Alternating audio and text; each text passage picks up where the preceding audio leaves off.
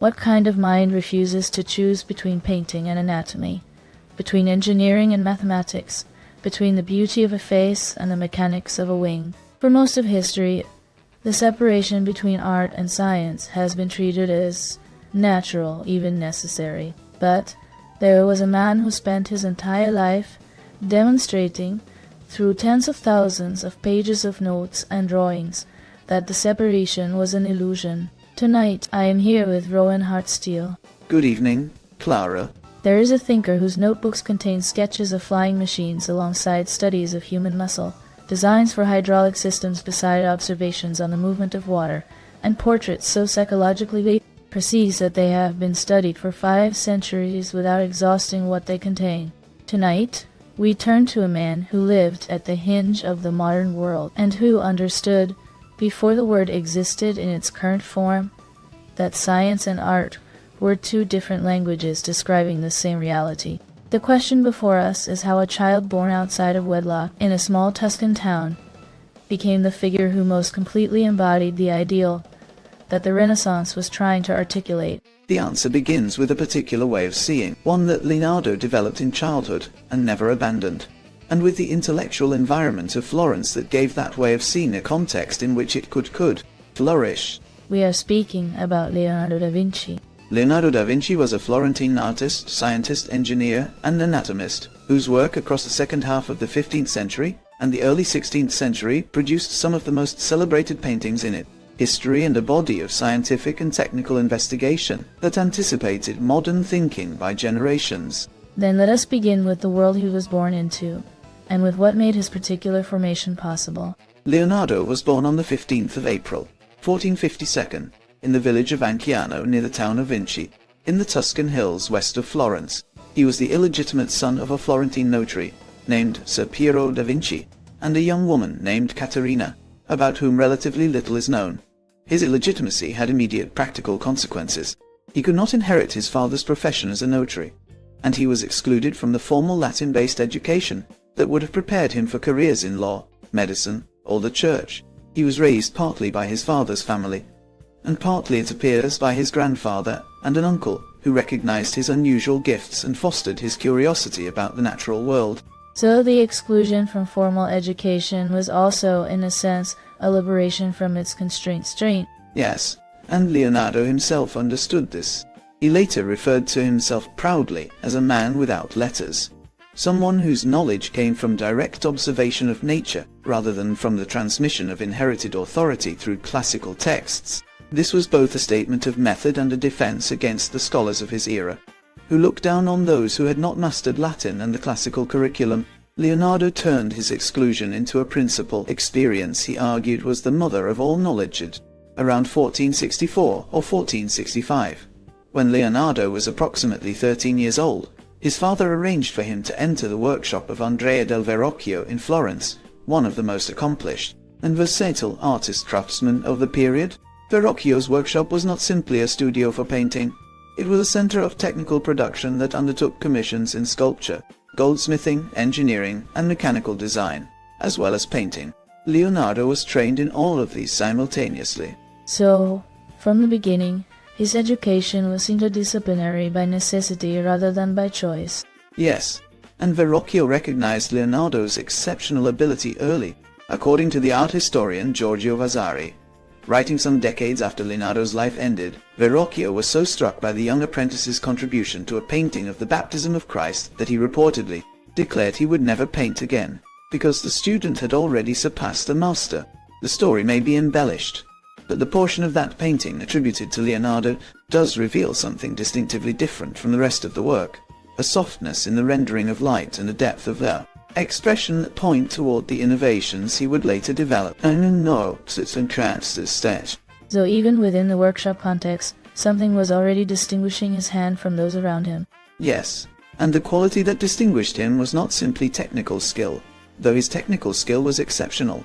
It was his relationship to observation. Here we must address one of the most important and frequently misunderstood aspects of Leonardo's reputation. He is often presented as a universal genius, a figure whose talents existed in a kind of timeless isolation from any context or method.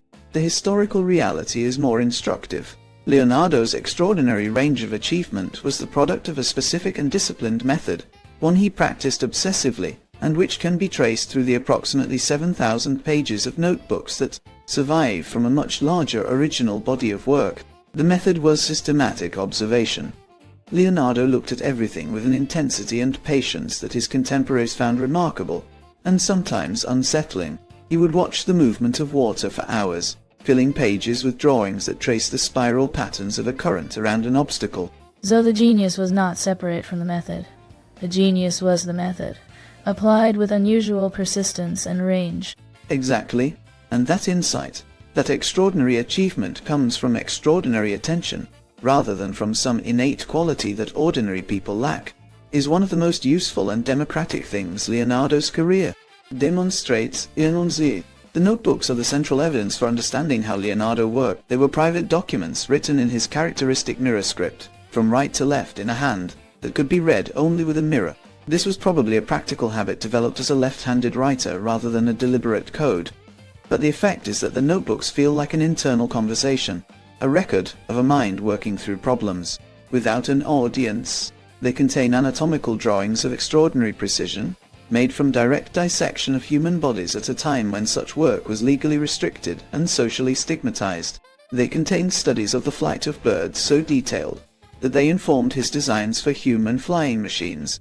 They contain observations on geology, botany, optics, hydrodynamics, and the behavior of light passing through different media. And they contain engineering designs, some practical and some visionary, for cranes, mills, armored vehicles, underwater breathing apparatus, and mechanisms for redirecting rivers. So the notebooks are not simply a record of finished ideas. They are a record of a mind in continuous motion across the entire range. Yes, and what connects all of it is a single conviction that Leonardo returned to repeatedly in his writing: that nature is governed by patterns, and that those patterns can be found by the patient observer in phenomena as different as the spiral of a seashell, and the spiral of a galaxy of water around a stone. His anatomical work illustrates this most vividly.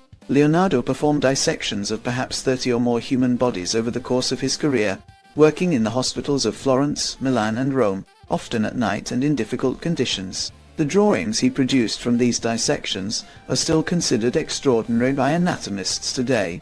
They show muscle groups, bones, tendons and internal organs in cross-section and from multiple angles, often with annotations that attempt to explain function as well as form. So his anatomical study was not in service of medicine or of science as defined today. It was in service of understanding. Yes, and it was also in service of painting. Understanding how muscles created the expressions of the face allowed him to render those expressions with a subtlety that had not been achieved before. This brings us to the paintings themselves, and to why they occupy the position they do in the history of art. The Last Supper, completed between approximately 1495 and 1498 on the wall of the refectory of Santa Maria delle Grazie in Milan, was a commission from Ludovico Sforza, the ruler of Milan, for whom Leonardo worked for nearly 2 decades. The painting depicts the moment described in the Gospel of John, when Jesus announces that one of his disciples will betray him. What Leonardo achieved was a simultaneous portrayal of 12 different psychological responses to that statement, each figure distinct in posture, gesture and expression.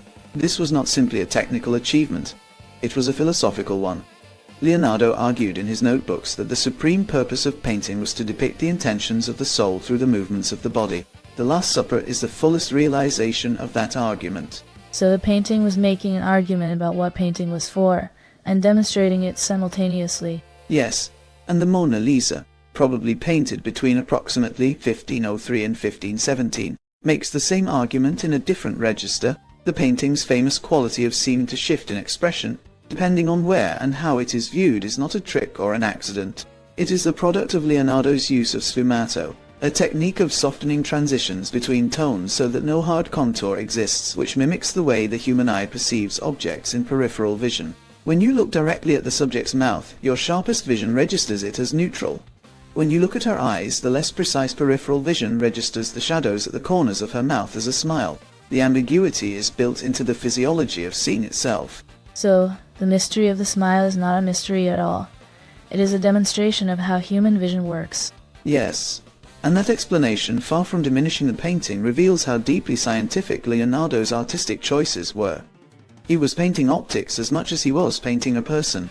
His career moved between several major patrons and cities. After his early years in Florence and his long period in Milan under the Sforza, he spent time in Venice, Mantua, Florence again, Rome, and finally France, where he was invited by King Francis I, and where he passed away in 1519 at the age of 67. Throughout these movements, Leonardo's productivity as a painter was, by the standards of his era, relatively modest in volume. He left a small number of completed paintings, and several works that remain unfinished, including the famous St. Jerome in the Wilderness and the Adoration of the Magi. So the man who is most famous as a painter was also the man who left many of his paintings unfinished. Yes, and this is one of the genuine tensions in his career. His notebooks record a persistent pattern of beginning projects with enormous enthusiasm, and then setting them aside as new questions drew his attention elsewhere. He was aware of this himself. His notebooks contain self-reproachful notes about procrastination and about the gap between conception and completion. The breadth of his curiosity was in this respect also a practical difficulty. His engineering designs illuminate another dimension of his thinking. He conceived of a flying machine based on the wing structure of bats, designed after extensive observation of their flight mechanics. He designed a helical aerial screw that prefigured the concept of the helicopter. He designed a solar power concentrator using curved mirrors to focus sunlight for industrial heating. He produced designs for a rudimentary tank, a submarine, a self-propelled cart, and a robotic knight that could be operated through a system of cables and pulleys. So the engineering work was not peripheral to his identity as a thinker. It was as central as the painting. Yes, and here is where the deeper philosophical point emerges. Leonardo did not distinguish between his artistic investigations and his technical ones, because he did not believe the distinction was real. He argued explicitly in his notebooks that painting was a science, specifically the science of rendering visible the patterns that govern the natural world. A painter who did not understand optics, anatomy, geology, and hydrology could not paint nature truthfully. A scientist who could not draw could not record what they observed with adequate precision. The tools were different. The underlying inquiry was the same. Both art and science for Leonardo were methods of asking, "What is this exactly?" So his refusal to separate art from science was not a personality trait or an eccentricity. It was a philosophical position. Yes, and it was one he held with considerable consistency across a career that stretched more than 50 years. Before we close tonight, let us take a brief pause and welcome Margaret Evernight. Margaret, for those who want to engage deeply with Leonardo's life and ideas, where would you invite them to continue in? Thank you, Clara. In this case, the most direct path is also the most important one. I would suggest beginning with Leonardo da Vinci by Walter Isaacson. So this is a work that draws primarily on the notebooks themselves rather than on secondary accounts. Precisely. Isaacson uses Leonardo's extensive notebooks as the primary evidence for understanding how his curiosity about nature connected his work as artist, engineer, anatomist, and inventor. The notebooks are not treated as supplementary material, but as the central document of Leonardo's intellectual life. The book shows how Leonardo's careful observation of the natural world shaped both his scientific investigations and his artistic masterpieces, presenting him not only as a brilliant painter. Interdisciplinary curiosity embodied the spirit of the Renaissance. Is it accessible to someone without a background in art history or the history of science? It is written with a general audience in mind and requires no specialist knowledge in. Isaacson writes with genuine enthusiasm for his subject and explains the historical and scientific context clearly enough that the ideas emerge naturally from the narrative. It is the kind of biography that leaves a reader understanding not just what Leonardo did, but how he thought, which is the more important gift. So reading it gives a reader both the life and the method behind it. Yes, and the method is the part that remains useful long after the historical details have been absorbed. Thank you, Margaret. That is a thoughtful place to pause tonight. Thank you, Clara. It was a pleasure. The legacy of Leonardo da Vinci is both vast and strangely personal, because so much of his influence was indirect. Unlike many of his contemporaries, Leonardo published almost nothing in his lifetime. His notebooks were not organized for distribution. They circulated in limited manuscript form among a small number of people who had access to them, and many were dispersed and lost after his passing. This means that his anatomical discoveries, his observations on optics and fluid dynamics, and his engineering concepts did not enter the scientific tradition in the way that the work of, for example, Galileo or Newton did. They were rediscovered rather than transmitted. So his scientific work had almost no direct influence on the scientific revolution that followed him. Yes, and this is one of the most important correctives to how Leonardo is sometimes presented. He did not cause the scientific revolution. He anticipated aspects of it, independently and without institutional continuity, in notebooks that the scientific community could not access until centuries later. His artistic influence was far more direct and immediate. His handling of light and shade, the development of sfumato, his approach to psychological expression in portraiture, and his compositions for narrative scenes all influenced subsequent generations of Italian artists, including Raphael and others who saw his work directly. The broader cultural influence came later, as the notebooks began to be published and studied systematically from the 18th century onward. By the 19th century, Leonardo had been reconstructed as the archetype of the Renaissance man, the universal genius who could move between art and science without constraint. So the idea of Leonardo as a symbol preceded the full understanding of what he had actually done. Yes, and that reconstruction has not been without problems. The image of the lone universal genius can obscure the collaborative and contextual dimensions of his work, the role of the workshop system, the patrons who commissioned his projects, and the broader intellectual culture of Renaissance Italy that made his specific kind of inquiry possible. Leonardo did not create in isolation. He was embedded in a world of patronage, rivalry, collaboration, and intellectual exchange. The myth of the solitary genius has been imposed on a figure who was actually deeply engaged with the world around him. So the myth of Leonardo risks becoming an obstacle to understanding him. Yes, and yet the myth persists because something in his notebooks and his paintings genuinely does resist easy categorization. The depth and the range are real. The curiosity is real. The achievement across so many domains is real, even if its causes were less mysterious than the myth implies. In the 20th and 21st centuries, the specific ideas Leonardo advocated for have returned as central concerns. The argument that creativity requires cross-disciplinary thinking, that the separation between the arts and the sciences impoverishes both, and that careful observation is the foundation of genuine understanding are all propositions that contemporary education and innovation theory have independently arrived at. The integration of art and engineering in modern design, the emphasis on visual thinking in scientific communication, and the growing interest in what is sometimes called the third culture, the convergence of humanistic and scientific inquiry, all carry echoes of what Leonardo practiced every day for 50 years. So the ideas he embodied are being rediscovered by institutions that did not know they were following his path. Yes, and there is a particular irony in that. The man who was excluded from formal education because of his birth became the figure whose intellectual method the most advanced educational systems of the 21st century are trying to teach. His scientific work also presents a genuine critique of how knowledge is organized and transmitted. The fact that his anatomical studies were more accurate than the standard medical texts of his era, and yet had no influence on medicine for generations because they were not published, raises serious questions about the relationship between individual discovery and institutional transmission. So knowledge without transmission is knowledge that does not exist for the purposes of history. Yes. Individual brilliance is not sufficient. It requires a structure through which insight can become shared understanding. Leonardo had the insight he lacked, and perhaps was not interested in building the structure. Today, as digital archives have made the notebooks available to anyone with an internet connection, and as researchers continue to find new meanings in his drawings of water, anatomy, and machines, Leonardo's work functions as a kind of permanent provocation. It asks every person who encounters it the same question the notebooks themselves were always asking. Have you looked carefully enough, and have you yet found the pattern that connects what you are seeing to everything else? So his legacy is not a body of duct, it is a habit of attention. Exactly.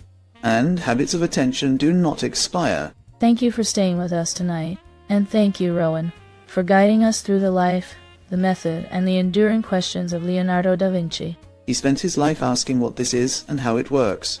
We are still learning that those two questions were always one ways one. If this conversation stayed with you, you are welcome to like, comment, and subscribe. You will find other episodes here where history, ideas, and power are approached slowly. Until next time, stay with us.